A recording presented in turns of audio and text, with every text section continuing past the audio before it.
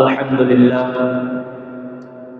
মহান আল্লাহ সুবহানাহু ওয়া তাআলা আলিশান দরবারে লক্ষ কোটি কোটি সুজুদ পেশ করছি, শ্রদ্ধায় সেজদাবরত হচ্ছে যে মহান মনিব আমাদেরকে রবিউল সানি মাসের দ্বিতীয় জুমায় আল্লাহ সুবহানাহু ওয়া তাআলার এই পবিত্র ঘরে আসার বসার তৌফিক দান করেছেন। কোরআন ও হাদিসের কিছু কথা শোনার তৌফিক দান করেছেন। এজন্য আমরা মহান রব্বে কারীমের দরবারে প্রাণ খুলে হৃদয়কে উজাড় করে দিয়ে মহান আল্লাহ সুবহানাহু ওয়া তাআলার শেখানো ভাষায় জবান ছেড়ে দিয়ে বলছি আলহামদুলিল্লাহ। গত সপ্তাহে আমরা বলেছিলাম নবী মুহাম্মদুর রাসূলুল্লাহ সাল্লাল্লাহু আলাইহি ওয়াসাল্লাম কি নিজের জীবনের চাইতেও যারা ভালোবাসতেন সাহাবায়ে কেরাম। তো আজকে আমরা যে আয়াত তেলাওয়াত করেছি কোরআনুল কারীম থেকে, এই আয়াতটি আমরা অনেক জায়গায় শুনেছি, এই আয়াতের আলোচনাও আমরা অনেক জায়গায় শুনেছি। আমি যখন বলতে থাকবো তখন থেকে আপনারা বুঝতে পারবেন যে আয়াতের তর্জমা, আয়াতের তাফসীর, আয়াতের বিশ্লেষণ আগে কোথাও না কোথাও আপনারা শুনেছেন। আয়াতটি আমি তেলাওয়াত করেছি মহান রব্বুল আলামিন সূরা আহজাবের মধ্যে বলেন, لقد كان لكم في رسول الله أسوة حسنة لمن كان يرجو الله واليوم الآخر وذكر الله كثيرا। এই আয়াতটা আমরা বহু জায়গায় আমরা শুনেছি, খুবই সুপ্রসিদ্ধ একটি আয়াত। এই আয়াতের মধ্যে আল্লাহ সুবহানাহু ওয়া তাআলা বলেন, যারা আল্লাহর শেষ দিবসের আশা রাখে, অর্থাৎ আল্লাহর প্রতি যাদের ভরসা থাকে, কার প্রতি বলেন সবাই, কার প্রতি? এবং শেষ দিবসের আশায় যারা থাকবেন। শেষ দিবস বলা হয় যেদিন কিয়ামত হয়ে যাবে, সেদিনকে আমরা আস্থা এবং বিশ্বাসের সাথে এটাকে মানা এবং এটা হবে আশা রাখা। এরপর আল্লাহ তাআলা বলেন, এবং আল্লাহকে অধিক স্মরণ করে, যারা আল্লাহকে অধিক স্মরণ করে। আল্লাহকে স্মরণ করার মধ্যে অনেকগুলো পদ্ধতি আছে, অনেকগুলো কি আছে? পদ্ধতি আছে। আল্লাহকে নামাজের মাধ্যমে স্মরণ করা যায়, আল্লাহ সুবহানাহু ওয়া তাআলাকে জিকিরের মাধ্যমে স্মরণ করা যায়, আল্লাহ সুবহানাহু ওয়া তাআলাকে কোরআনুল কারীম তেলাওয়াতের মাধ্যমে স্মরণ করা যায়, দান সদকার মাধ্যমে মহান রব্বে কারীমকে স্মরণ করা যায়। এভাবে হাজার হাজার পদ্ধতি আছেন মহান রবকে বেশি বেশি স্মরণ করা। তো এখানে এই আয়াতের মধ্যে কয়টি পয়েন্ট আল্লাহ তাআলা বললেন? এক নম্বর, আল্লাহ এবং শেষ দিবসের আশা রাখা। তৃতীয় নম্বর হচ্ছে আল্লাহকে যারা অধিক পরিমাণে স্মরণ করে। এরপরে আল্লাহ তাআলা বলেন, তাদের জন্য রাসূলুল্লাহর মধ্যে উত্তম নমুনা রয়েছে। সুবহানাল্লাহ। যারা আল্লাহকে এবং শেষ দিবসের আশা রাখবেন, আল্লাহকে বেশি বেশি স্মরণ করবেন, তাদের মধ্যেই রাসূলুল্লাহ নমুনা, রাসূলুল্লাহ আখলাক সবচেয়ে বেশি পাওয়া যাবে। উসওয়াতুন হাসানাহ। সুবহানাল্লাহ বলেন।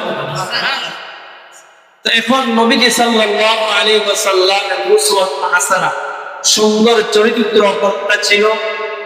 নবীজি সাল্লাল্লাহু আলাইহি ওয়াসাল্লামের সুন্দর উত্তম নমুনা কোনটা ছিল?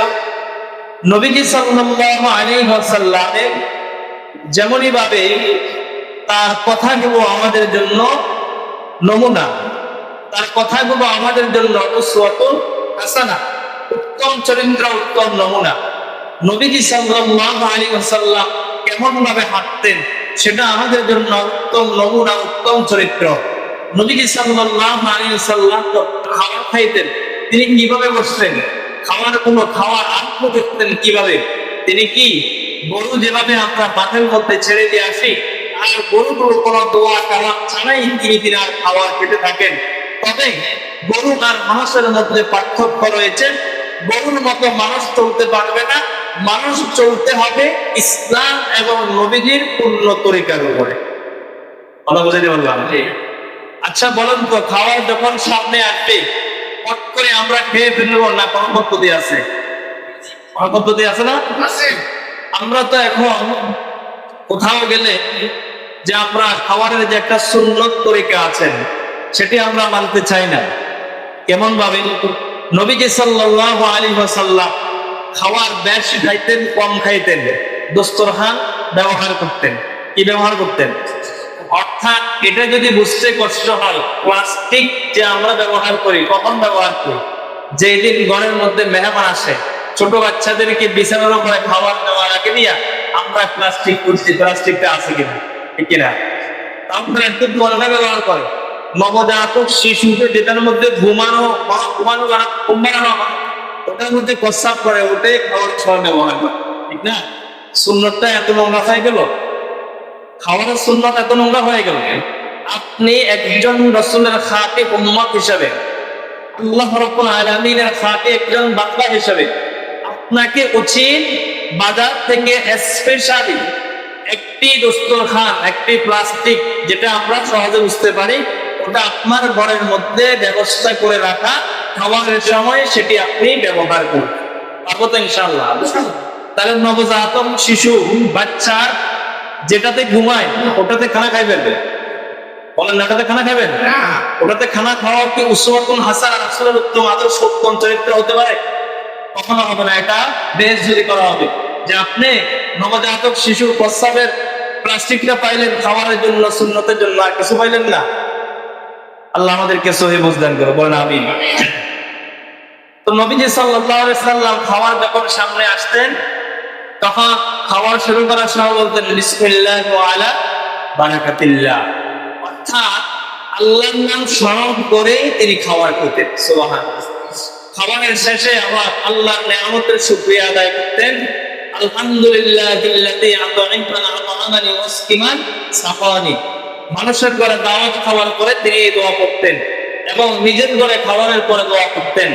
এবং রাসূলুল্লাহ সাল্লাল্লাহু আলাইহি ওয়াসাল্লাম যখন ঘুমাইতেন সেখানেও আমাদের জন্য উসওয়াতুন হাসানা রয়েছে, রাসূলের উত্তম নমুনা মানার জন্য সেখানে তরিকা রয়েছে। নবীজি কি গান শুনতে শুনতে ঘুমাইতেন? বলেন না সবাই, নবীজি কি গান শুনতে শুনতে ঘুমাইতেন? আচ্ছা বলেন তো, বর্তমানে আমরা বা আমাদের সন্তান, আমাদের ভাতিজা ভাতিজি গান শুনতে শুনতে ঘুমায় এমন স্মার্ট ছেলে মেয়ে আছে না নাই? কথা বলেন, আছে না নাই? অনেক অনেক আছে, শুধু নাই এটা না, অনেক আছে। এখন নবীজি সাল্লাল্লাহু আলাইহি ওয়াসাল্লাম তো ঘুমানোর সময় কি করতেন না? গান শুনতেন না। ওনার ঘুমানোর একটা তরিকা রয়েছে, তিনি গান কাপ হয়ে মুহাম্মদ তরিকায় ঘুমাতেন। কি তরিকায়? তো ঘুমানোর সময় একটা দোয়া আছে না নাই? আল্লাহুম্মা বিসমিকা আমুতু ওয়া আহইয়া।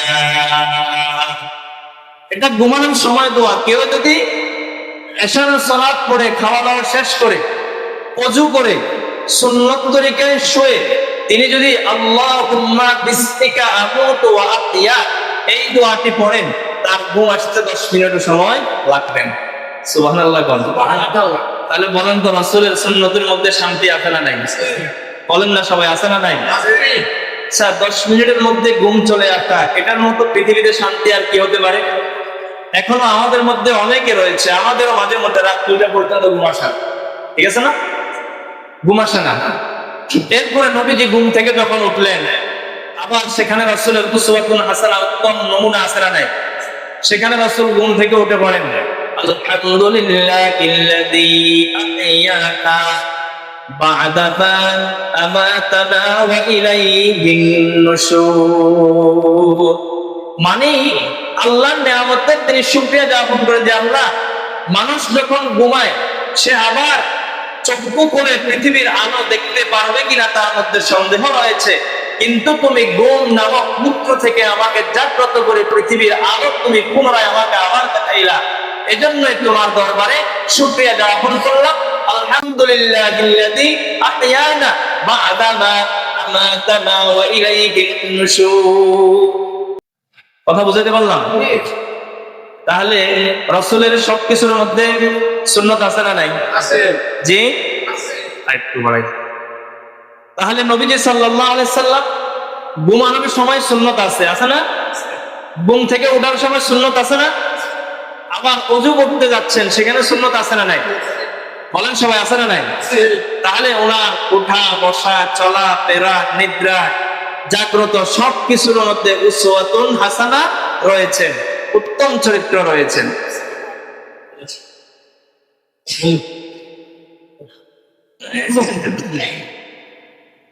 তো এজন্যই আল্লাহ পাক রব্বুল আলামিন বলেছেন, লাকাদ কানা লাকুম ফি রাসূলিল্লাহি উসওয়াতুন হাসানাহ লিমান কানা ইয়ারজুল্লাহা ওয়াল ইয়াওমাল আখির ওয়া যাকারাল্লাহা কাসীরা।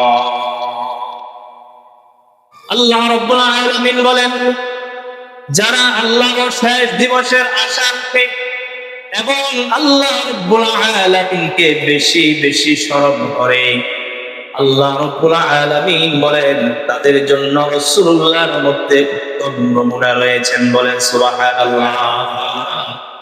তাহলে এই আয়াত থেকে আমরা তিনটি জিনিস খুবই পরিষ্কারভাবে বুঝতে পারলাম, আল্লাহকে এবং শেষ দিবসের আশা রাখা এবং আল্লাহ তাআলাকে যতগুলো পদ্ধতিতে স্মরণ করা প্রয়োজন ততগুলো পদ্ধতি আমরা অবলম্বন করে আল্লাহকে বেশি বেশি স্মরণ করব। বলেন ইনশাআল্লাহ। দেখেন সাহাবায়ে কেরাম নবীজি সাল্লাল্লাহু আলাইহি ওয়াসাল্লামের জন্য এত বেশি ভালোবাসা ছিলেন, এত বেশি ভালোবাসা ছিলেন, নিজের জীবনের চাইতেও নবীজিকে বেশি ভালোবাসতেন। সুবহানাল্লাহ। কেমন ভাবে জানেন? নবীজি সাল্লাল্লাহু আলাইহি ওয়াসাল্লাম একবার যুদ্ধ করার জন্য যুদ্ধে রওনা হবেন। সমস্ত সাহাবায়ে কেরামের কাছে যখন খবরগুলো পৌঁছে গেল যে নবীজি যুদ্ধের মধ্যে যাবেন, তখন এক এক করে সাহাবায়ে কেরাম নবীজি সাল্লাল্লাহু আলাইহি ওয়াসাল্লামের কাছে হাজিরা দিলেন, ও নবীজি আমি যুদ্ধের ময়দানে যেতে চাই। সুবহানাল্লাহ। এভাবে এক এক করে সাহাবায়ে কেরাম যখন নবীজির সামনে আসতে লাগলেন, হঠাৎ করে একজন মহিলা সাহাবী নবীজি সাল্লাল্লাহু আলাইহি ওয়াসাল্লামের দরবারের মধ্যে হাজির হয়ে গেলেন। কিভাবে হাজির হলেন? তার একটা নবজাতক শিশু বাচ্চা আছেন, যেই বাচ্চাটা মায়ের বুক থেকে এখনো দুধ পান করে, এমনই একজন বাচ্চা। এই বাচ্চাটা নিয়ে ওই মহিলা সাহাবী নবীজির দরবারে হাজির হয়ে গেলেন। হাজির হয়ে যাওয়ার পরে বললেন, ইয়া রাসূলুল্লাহ, ইয়া হাবিবাল্লাহ, আমার কানের মধ্যে খবর পৌঁছেছে নাকি যুদ্ধের ময়দানে যাবেন। তার কাছে কি আছে সব নিয়ে যুদ্ধের ময়দানে আপনি যাবেন। আমি আপনার দরবারে এসেছি, ও নবীজি আমার কোলের মধ্যে যে নবজাতক বাচ্চাটা দেখেছে এটি হলো আমার কলিজার টুকরা সন্তান। এই সন্তানটা আমি আপনার কাছে দিয়ে যাওয়ার জন্য আসলাম। নবীজি বলল, ও মহিলা, তোমার এই শিশু বাচ্চার বুক থেকে দুধ এখনো পান করে, এই বাচ্চা দিয়ে আমি কি করব? মহিলা আওয়াজ করে বললেন, ইয়া রাসূলুল্লাহ, ইয়া হাবিবাল্লাহ, যুদ্ধের ময়দানে যখন আপনি যাবেন, কাফেররা যখন চতুর্দিক থেকে যখন আপনার দিকে তীর নিক্ষেপ করবে, আপনার গায়ের মধ্যে যেন তীর আসে, আমার এই বাচ্চাটা ডাল স্বরূপ আপনি ব্যবহার করবেন। আল্লাহু আকবার। কে বললেন? কথা কয় না। কে বললেন? আওয়াজ করবেন না। কে বললেন? শুধু মহিলা সাহাবী। নবীজির প্রতি ভালোবাসা দেখেছেন? দেখেছেন ভালোবাসা? নবীজি বলল, হে মহিলা, এই বাচ্চা তো যুদ্ধে যাওয়া ফরজ নয়, তুমিও যুদ্ধে যাওয়া ফরজ নয়, কারণটা কি? মহিলা বললেন, নবীজি, আমার স্বামী যদি থাকতো, আমার স্বামীকে আপনার সাথে ময়দানে পাঠাইতাম। সুবহানাল্লাহ। ও নবীজি, আমি আপনাকে কি নিয়ে সাহায্য করব, কি নিয়ে সান্ত্বনা দেব? এই জন্য আমি আমার আদরের দুলালি, আমার নয়নের মণি কলিজার টুকরা আপনার কাছে সুপর্দ করে দিলাম। কাফেররা যখন তীর মারবে, আমার সন্তানটা তীরের সামনে ধরে রাখবেন, যেন আপনার শরীর মোবারকের মধ্যে কাফেরের তীরের আঘাত না লাগে।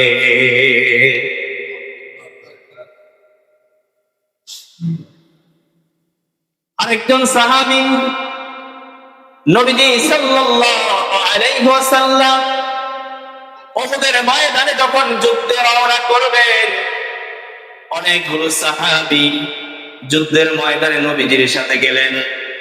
গত সপ্তাহের আগের সপ্তাহে বলেছি, উহুদের যুদ্ধের মধ্যে, উহুদের ময়দানে কতজন সাহাবী একসাথে শাহাদাত বরণ করেছেন মনে আছে? কতজন বলতে পারছেন? কয়জন? কয়জন? 70 জন। কয়জন? সবগুলো সাহাবী একই জায়গার মধ্যে কবরস্থ করা হয়েছে, দাফন করা হয়েছে। এই 70 জন সাহাবী যে যুদ্ধের মধ্যে শাহাদাত বরণ করেছেন, ওই যুদ্ধের নাম হলো উহুদের যুদ্ধ। কিসের যুদ্ধ? উহুদের যুদ্ধে যখন চতুর্দিক থেকে নবীজি সাল্লাল্লাহু আলাইহি ওয়াসাল্লামের দিকে যখন তীরের আঘাত আসতেছিল, একজন যুবক সাহাবী, তার নাম হলো আবু দুজানা। এই যুবকটা নবীজি সাল্লাল্লাহু আলাইহি ওয়াসাল্লামকে শক্ত করে জড়িয়ে ধরে ফেললেন। জড়িয়ে ধরার পরে চতুর্দিক থেকে যখন কাফেরদের তীরের আঘাতগুলো আসতেছিল, ওই সাহাবী আবু দুজানার পিঠের মধ্যে এক একটা তীর প্রবেশ করতে লাগলো। বলেন আল্লাহু আকবার। একটা নয়, দুইটা নয়, 80 থেকে 82টা তীর আবু দুজানার পিঠের মধ্যে আঘাত লেগেছে। এরপরে আবু দুজানা নবীজিকে জড়িয়ে যেভাবে ধরেছেন, এভাবে ধরে রাখবেন, ছাড়বেন না। নবীজি বলল, হে আবু দুজানা, তোমার পিঠ চন্ন বিচন্ন হয়ে গিয়েছে। কাফেরের তীরের আঘাতে আঘাতে তোমার তীরের অস্তিত্ব, তোমার পিঠের অস্তিত্ব চলে গিয়েছে। ওই আবু দুজানা ওই আঘাত অবস্থায় নবীজি সাল্লাল্লাহু আলাইহি ওয়াসাল্লামকে জড়িয়ে ধরে বললেন, নবীজি গো, আমার কোনো আফসোস নাই, যদি আমি এই মুহূর্তে শাহাদাত বরণ করি, আমি জান্নাতের পিপাসা গ্রহণ করব। এরপরেও কাফেরদের তীরের আঘাত আপনার শরীর মোবারকের মধ্যে লাগতে দিব না। এই হলো নবীজির ভালোবাসা, নবীজির প্রেম। আর নবীজি আমাদেরকে শিখায়া গেলেন, হে আমার উম্মতেরা, তোমরা কিসের আশায় থাকো, কিসের নেশায় থাকো, তোমাদের কোনো খবর নাই। আমাকে তোমরা কিয়ামতের দিন, যেদিন তোমরা বিপদের মধ্যে পড়ে যাবে, যেদিন তোমাদেরকে হাউজে কাউসারের পানি পান করার জন্য কেউ থাকবে না, এত বেশি বেশি তোমাদের পানির পিপাসা লাগবে, পানি তোমরা কোথাও পাইবা না। তখন তোমরা আমি নবীজিকে কোথায় পাইবা? 3টি জায়গার নাম নবীজি হাদিসের মধ্যে উল্লেখ করে বলেন, বলেন সুবহানাল্লাহ। আগে যদি কেউ শুনে থাকেন ভালো, আর যদি না শুনেন, আজকে ভালো করে মুখস্থ করে নেবেন, নবীজিকে কয় জায়গায় পাওয়া যাবে? আওয়াজ করে বলেন, কয় জায়গা? 3টি জায়গার মধ্যে আমার নবী, আপনার নবীকে পাওয়া যাবে। 1 নাম্বার, নবীজি বললেন, আমাকে তোমরা হাউজে কাউসারের সামনে পেতে পারো। বলেন সুবহানাল্লাহ। 2 নাম্বার, নবীজি বললেন, হাউজে কাউসারের সামনে যাওয়ার পর যদি আমি নবীজিকে তোমরা না দেখো, তাহলে তোমরা সোজা চলে যাইবা পুলসিরাতের সামনে, সেখানে আমি নবী দাঁড়ানো থাকবো। তোমাদের কার কি সুপারিশের প্রয়োজন, সেখানে আমি দাঁড়ানো থাকবো, আমার কাছে তোমরা বলতে পারবা। সুবহানাল্লাহ। 3 নাম্বার, নবীজি বললেন, আমাকে পাবা যেখানে মিজানের মধ্যে, যেখানে মানুষের আমল নামা কোনো মাপ দেওয়া হবে, তার নাম হলো মিজান। তার নাম কি? মিজান মানে আল্লাহ। এই মিজানের সামনে, এই পাল্লার সামনে আমি নবীজিকে তোমরা পাইবা। তিনটি জায়গার মধ্যে যেই কোনো একটি জায়গার মধ্যে আমি নবীজিকে পাওয়ার বেশ বলেন সুবহানাল্লাহ। বলেন তো নবীজি আমাদের জন্য এত ভালোবাসা, এত মায়া মমতা, আমরা নবীজির জন্য কতটুকু মায়া মমতা দেখাই? আমরা আফসোস করে বলতে পারি আমরা নবীজির মতো এখনো হাঁটতে পারি না, নবীজির মতো এখনো সুন্নত তরিকা আমরা কমাইতে পারি না, নবীজির মতো এখনো সুন্নত তরিকা আমরা খাবার খাইতে পারি না। কত নির্লজ্জ, কত দুর্ভাগ্য মুসলমান আর নবীজির উম্মত বলে আমরা এই কাজ করতে পারি।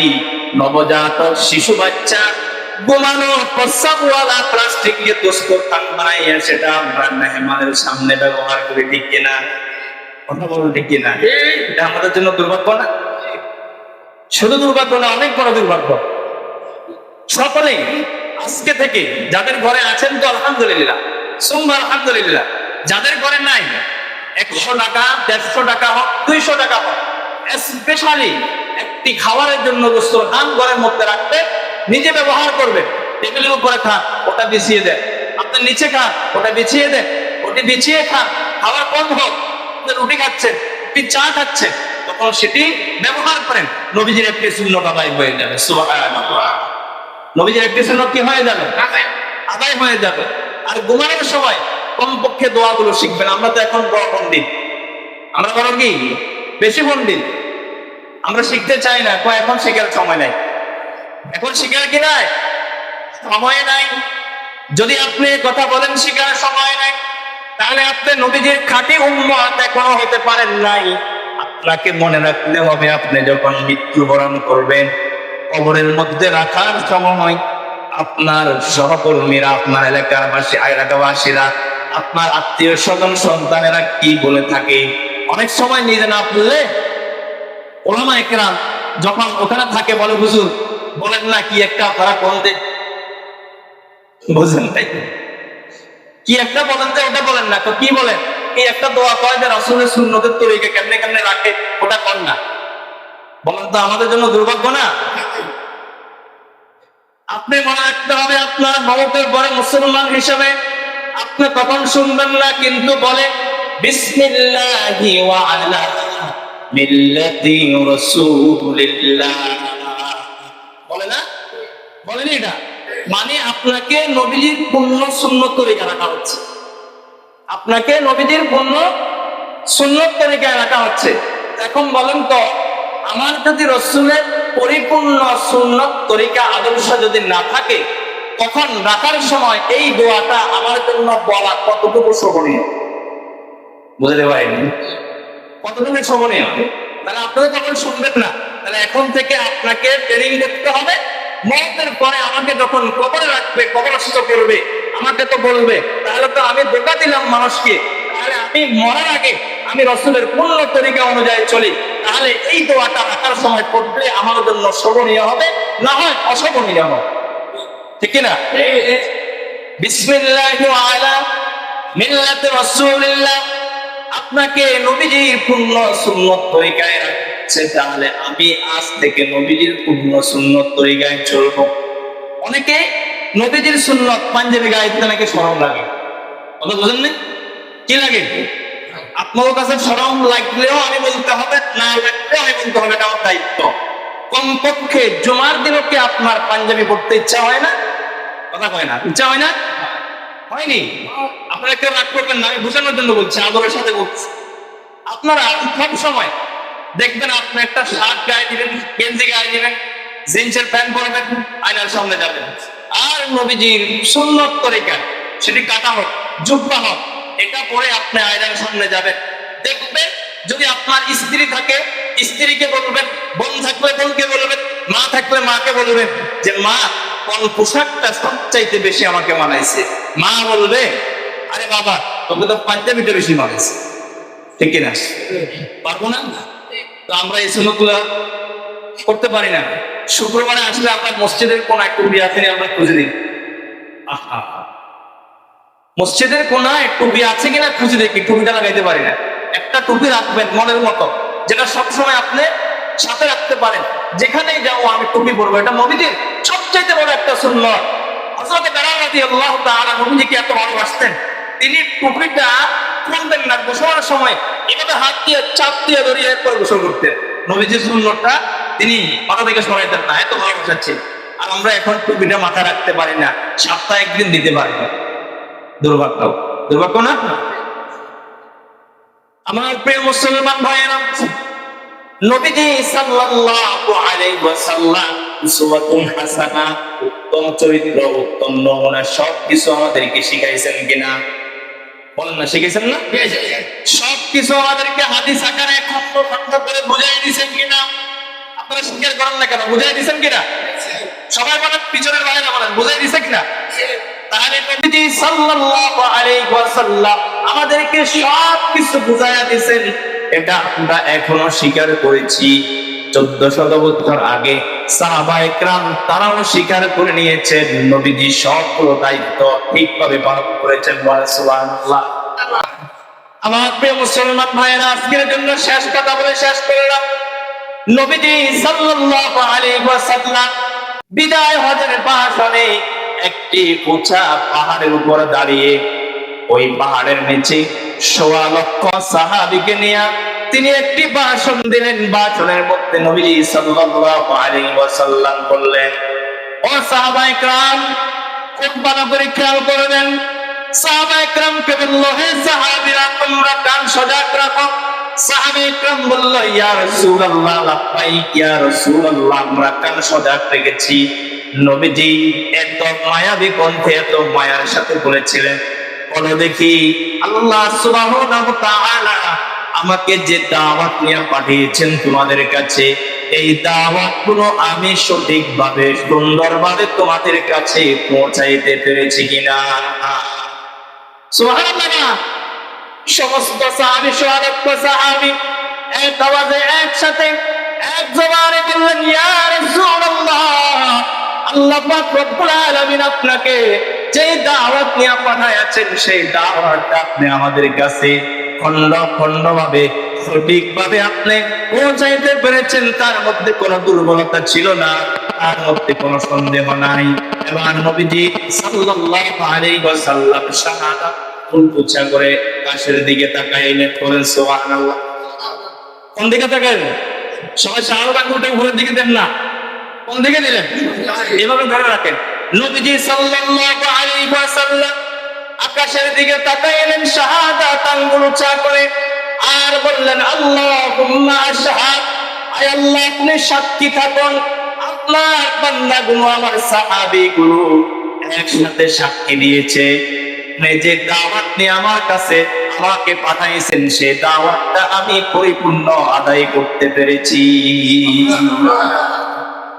একবার বলেন নাই, দ্বিতীয়বার আবার নবীজি আকাশের দিকে তাকিয়ে শাহাদাত আঙ্গুল উঁচা করেন, উঁচা করে বললেন, আল্লাহুম্মা আশহাদ, আয় আল্লাহ আপনি সাক্ষী থাকেন, আমার সাহাবীগুলো, আপনার বান্দাগুলো, ১৬ লক্ষ সাহাবী একসাথে সাক্ষী দিয়েছে, আমাকে আপনি যে দাওয়াত নিয়ে দুনিয়াতে পাঠাইছেন, ওই দাওয়াতটা পরিপূর্ণভাবে আমি আদায় করতে পেরেছি। বলেন সুবহানাল্লাহ।